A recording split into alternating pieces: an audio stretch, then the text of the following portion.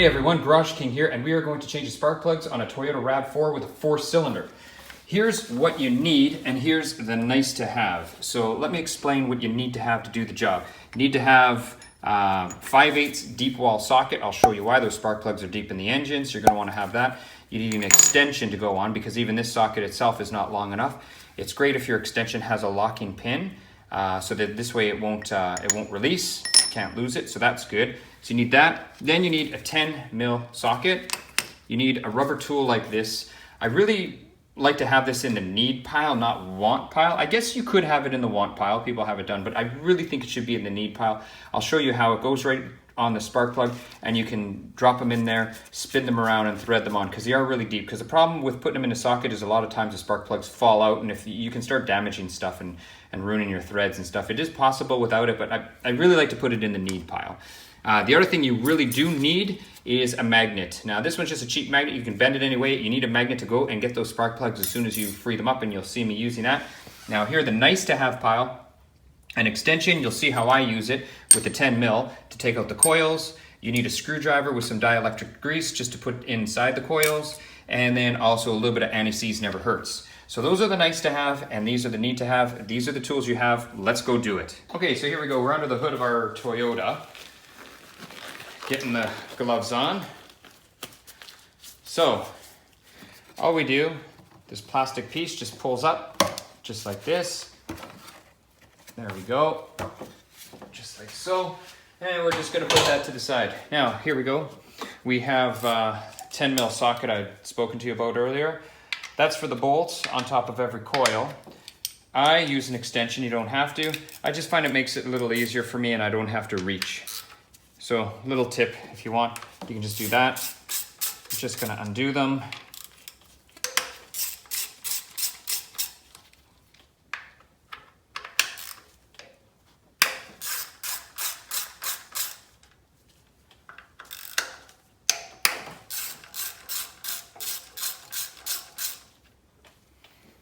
There we go.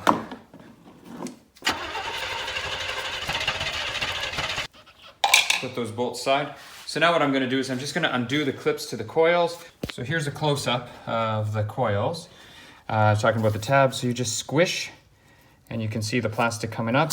There you go, just like that. You just squish them and then they will come out. This one's a little sticky. There we go, just like that. And we'll work the other ones. It's hard to do it while I'm holding the phone. So I'll put the phone back in its stand and let's do those. Then all you do is you pull the coils straight up and out. We can keep them in order, so you can put them on the windshield there. There's that one there. We'll put this one right beside it. This one's coming up. Now make sure when you take them up, you can see that one came out, here's a rubber.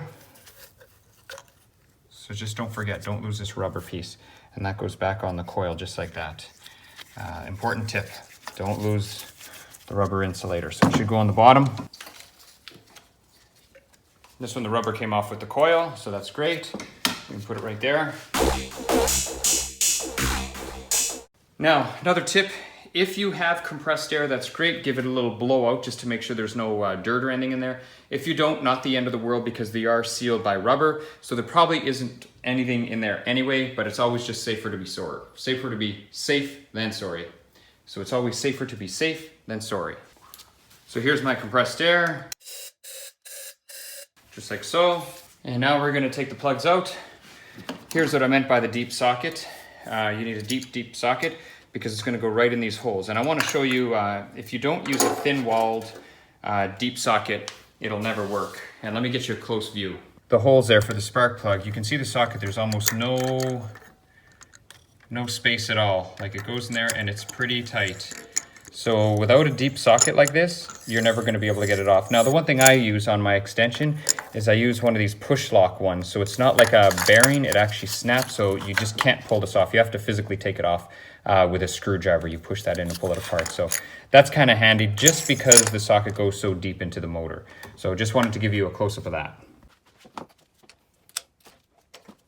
Now another thing, a tip, it's always good to take them out by hand. And the reason I say that, I've seen a lot of guys put an impact gun, zip them out with an impact gun, then put them in by hand. This is your cylinder head. It's very difficult to replace, very, very time consuming if something happens and you strip the threads. So if you're taking them out by hand, you can feel if there's something wrong with the threads, and you'll be able to feel if there's an issue. Now actually the spark plug is dropped in there, but it is loose. So we're just gonna need a magnet to take it out. So I'm gonna go get a magnet. Okay, so here's our magnet. So we put our magnet in and we pull our plug out just like that. And we'll do that for each, we'll take out each plug. We'll take a quick look at it, and then what I'll do is I'll compare it at the end, and we can show you the wear, how they actually look.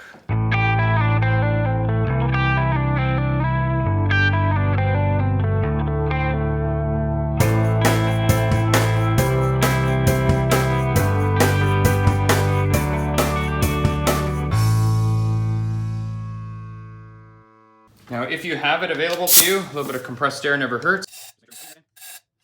Now, I want to show you the wear, so what I'll do is I'll open up, here's the new plugs. Okay, so here's the plug side by side, and you can see that one's actually quite a bit thinner, and you can see the way it's worn right here near the top. You can see this one's got a lot of meat on it, it's brand new, and this one's worn, it's very thin. So you can actually see it's worn on an angle, and that's, there you go, there's another good shot. So you can see how the electrode on the end, if you want to call it that, has actually thinned right out. So interesting, but you can tell they definitely needed it. So there you go, there's a close inspection of the spark plugs. So now what I mentioned earlier about this tool is so handy, because what happens is it's really hard to get those spark plugs in without dropping. So what you do is you put this tool on like this, and it just holds it. So it allows you to thread the tool into the motor, but if I hold this, I can still turn the tool. So it won't let you cross thread anything, because you just can't turn it hard enough to damage anything. So what we're gonna do is we're gonna put a little bit of anti-seize. You can see as I turn it, there's a little bit of anti-seize that comes on it, but I always like to put another little dab on, just as a best top tip to do. So we're just gonna put a little bit of anti-seize on there, just like so, and then we're gonna install it into the engine.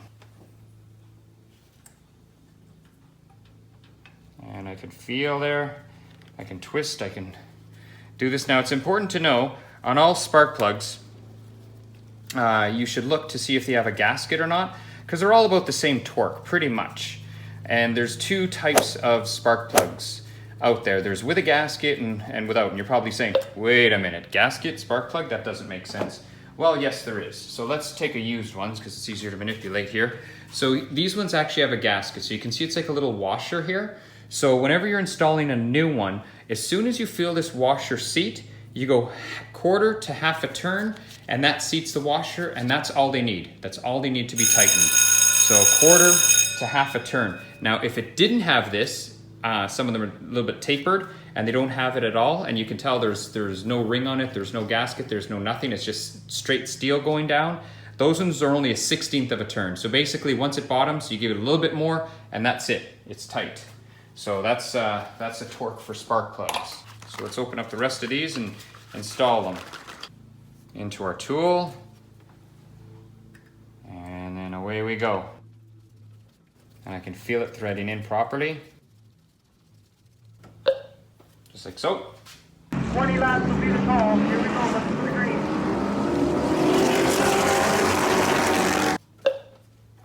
And there we go, just like that. So now we're gonna tighten them. And remember, I told you 1/4 to 1/2 turn once they bottom and once you can feel them. So what we're gonna do is we're gonna go here, and I can tell it has not bottomed. So I'm using almost no torque, nothing at all. I'm just baby finger. I can just tell, and oh, it's getting tighter still. Hasn't bottomed though. I can tell. It's just wiggling its way through. And there, it bottomed. So I can tell it bottomed. So now I can just do 1/4 to 1/2 turn. So here's a quarter, there's a half, and I'll be able to feel it. Oh yeah, and I can feel it. So I'm just gonna go quarter turn. I can tell, to me, that feels tight and it feels fully seated. So that's it. That one's good. And we're gonna do the same thing for this one. And there you go, you can feel super loose. It's just going down. And there we can tell this one bottom. So now 1/4 to 1/2 turn. Most of the time, just a good quarter turn or a little bit more. That's tight enough.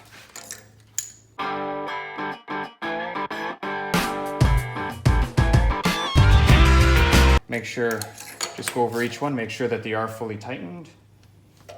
They all feel tight and we didn't accidentally just miss something, or you never know, miss one by accident, you're not paying attention. So just give them a little tug and we can feel they are all tight.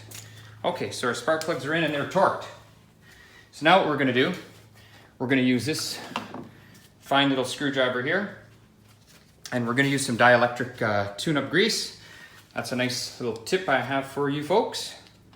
So what we do is we put a little bit on the screwdriver, just like this. So you can see there's just a little bit on the tip of the screwdriver. Then we take the coil, and what we do with the coil is we just put it inside here, just like so. And we go around. There we go, and that'll just seal it. It'll just seal it well. It's designed specifically for tune-ups.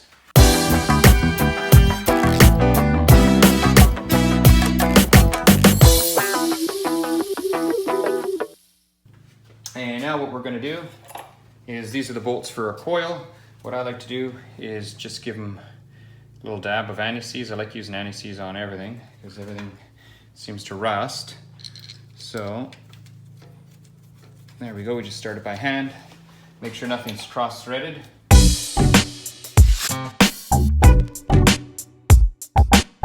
And now we take our ratchet with our 10 mil and we're just gonna tighten up our coil bolts.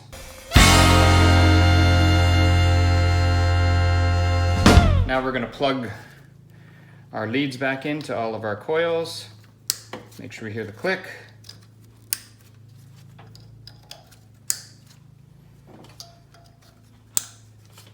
All done. Then we're gonna take our cover. Now on our cover, when we line it up, easy trick is to take this front one. You can see there's sort of a hole there, and then you got one on each side in the rear, but take this front one, line it up, and the two rears will kind of fall on. So here's our front, I don't know if you want to call it ball or whatever, line-up pin. So let's take, we know we're underneath here.